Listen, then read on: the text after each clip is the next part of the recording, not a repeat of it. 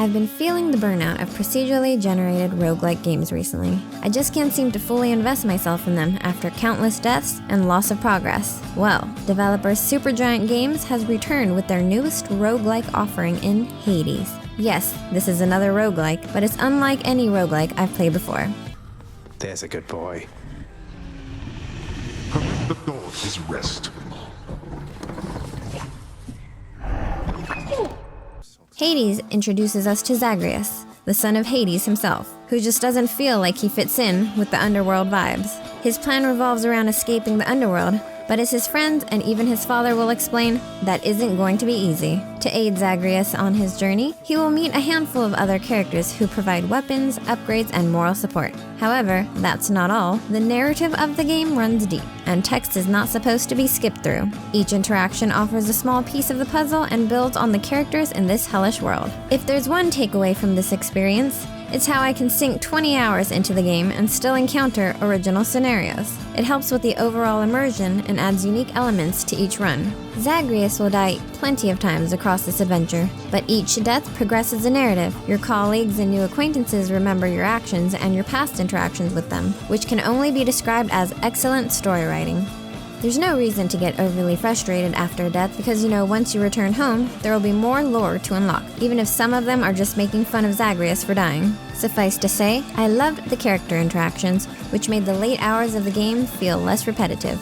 Hades' roguelike systems are also pretty unique. The idea is that you are the son of Hades, which means that the power is almost inherently yours. Each run through the dungeon will provide materials and weapons that assist you, but these don't get taken away after death. Instead, you keep the materials and use them to unlock new passive abilities, weapons, and other buffs. Soon you'll feel like a true god as you wipe the floor with enemies, but they don't end up going down too quickly. There is some massive balancing and enemy adjusting that went into this game, but the structure and layout of the enemies make each encounter demanding of your skills, but not incredibly difficult to the point where you feel overwhelmed. There's a real rhythm within Hades that make the combat feel tight and responsive. Dashing around the room, taking down enemies, and avoiding traps keeps you constantly on your toes. Things become more hectic when you switch weapons and learn to master them. Incidentally, this is the first roguelike game that I preferred to using a bow with. I enjoyed keeping my enemies at a distance, as well as the buffs I acquired to decrease charging time. Weapons are each unique and become the driving force for players who are trying to find their preferred playstyle.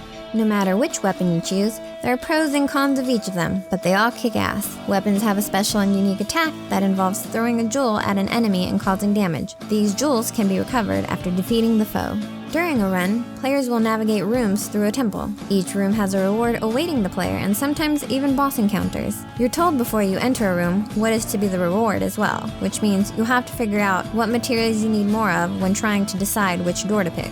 Some levels have gimmicks such as spikes and traps, but these can also be used against enemies, which adds a new layer of strategy to knock back attacks and chipping away at stronger enemy types. The procedural nature of the levels themselves isn't too overbearing. This might be because every room is a race to clear it of enemies, so you don't really pay attention to the design as much as you try to do what you can to survive. Though the main campaign can be completed in around 16 hours or less if you're good, there is still a lot of post-game content to unlock. It's incredible to remember back in your first few runs and compare it to your late-game loadout and recall just how much you've improved alongside Zagreus. Again, I should mention that if you're looking to get the most out of this game, the story bits will provide that and more. The visuals of Hades are fascinating. The game's optimized areas and various structures complement the choice of providing hand-drawn character illustrations to this adventure. The music is epic in some ways, but I never really paid too much attention to it. This was probably because my heart was racing. No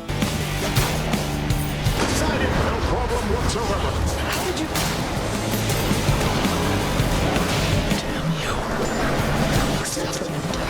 Hades takes everything that I didn't like about the roguelike genre and adds accessible systems without lowering the difficulty these types of games are known for. It is a standout experience within the genre and will test your skills in a balanced and manageable way that makes each run challenging yet approachable. There is so much to unlock here and so much to discover that death becomes a way to unravel more about this hellish adventure. Noisy Pixel is giving Hades a 9 out of 10.